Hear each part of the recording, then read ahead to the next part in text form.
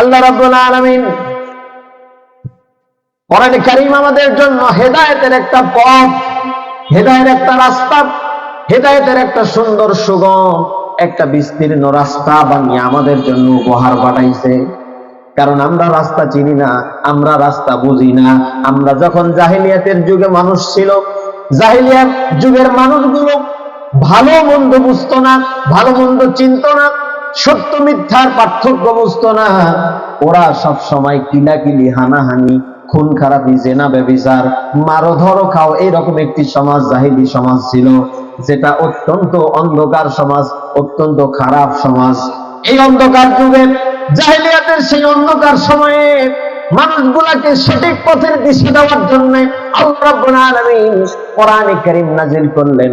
একটি আয়াত নয়, দুইটি আয়াত নয়, তিনটি নয়, 100 নয়, 200 নয়, 1000, 2000 নয়, কোরআনে কারীমের ভিতরে আল্লাহ 6666টি আয়াত আল্লাহ নাযিল করলেন। নাযিল করার উদ্দেশ্য কি আল্লাহ জানিয়ে দিলেন। আল্লাহ বলছেন হুদাল লিন্নাস, এই কোরআন আমি নাযিল করেছি মানবতার হেদায়েতের জন্য। এখানে আল্লাহ চাইলে কিন্তু বলতে পারতো হুদাল লিল মুসলিম, পারতো কিনা? কোরআন শুধুমাত্র মুসলমানদের হেদায়েতের গ্রন্থ, আল্লাহ চাইলে বলতে পারতেন। আল্লাহ চাইলে বলতে পারতেন হুদাল লিল মুমিন, শুধু মুমিনদের হেদায়েতের পথ। আল্লাহ চাইলে বলতে পারতেন, নির্দিষ্ট একটা গোষ্ঠীর নাম উল্লেখ করতে পারতেন, কিন্তু তা না বলে আল্লাহ বললেন হুদাল লিন্নাস। এই কোরআন কোনো ব্যক্তি নয়, কোনো ধর্ম নয়, কোনো বর্ণ নয়, কোনো পরিবার, কোনো গোষ্ঠীর জন্য আমি নাযিল করি নাই। এই কোরআন নাযিলের একমাত্র উদ্দেশ্য হলো পৃথিবীতে যত মানুষ আছে, সাদা কালো ধনী গরিব, সাদা কালো ধনী গরিব, মুসলিম হিন্দু খ্রিস্টান যারা মানুষ, তাদের জন্য এই কোরআন আমি হেদায়েতের দিশা দিয়েছি। কার কথা? আল্লাহ। কিন্তু কোরআন থেকে যারা হেদায়েত নেয় না, আল্লাহ বলছেন ওরা আমার আয়াত অস্বীকার কারণে কিয়ামতের দিন আল্লাহ ওদেরকে জাহান্নামে পাঠাবে। সেজন্য কোরআন থেকে হেদায়েত আমাদের নিতে হবে, কারণ হেদায়েতের জন্যই আল্লাহ আমাদের কাছে কোরআন পাঠাইছে, ঠিক কি না?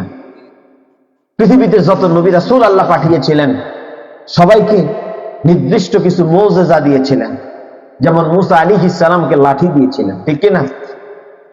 যেগুলো কমন, যেমন এরপর হযরতে ইউসুফ আলাইহিস সালাম এমন একজন নবী যার চেহারা, যার মুজিজা, তিনি যা তার মুজিজা ছিল স্বপ্নের ব্যাখ্যা করা। সুবহানাল্লাহ। যে যেই স্বপ্ন দেখুক তিনি চোখ বন্ধ করে সেটা বলে দিতে পারতেন। কে শিখাইছেন? আল্লাহ। দাউদ আলাইহিস সালাম, আল্লাহ রাব্বুল আলামিন তাকে শিখাইছেন, তাকে মুজিজা দিয়েছিলেন। এমন মুজিজা যত বড় লোহা হোক না কেন, হাতের মুঠোয় আনলে গলে পানি হয়ে বেরিয়ে যেত। আল্লাহ রাব্বুল আলামিন সবাইকে এরকম মুজিজা দিয়েছেন, সব নবীকে মুজিজা দিয়েছেন। আমাদের নবীকেও একটা মুজিজা দিয়েছে, তার নাম হলো কোরআন। সব নবী চলে গেছে, তার মুজিজাও বিদায় হয়ে গেছে, কিন্তু আল্লাহর নবী, আমাদের নবী, পেয়ারা নবীর উপরে যে মুজিজা এসেছে সেটা চলে যায় নাই, তার উম্মতের হেদায়েতের জন্য সেটা আল্লাহ রেখে দিয়েছে। সুতরাং হেদায়েতের পথ আমরা পেলাম। এখন যদি এখান থেকে হেদায়েত গ্রহণ আমরা না করি, তাহলে দোষ আল্লাহর না আমাদের? নাউজুবিল্লাহ, আমাদের দোষ।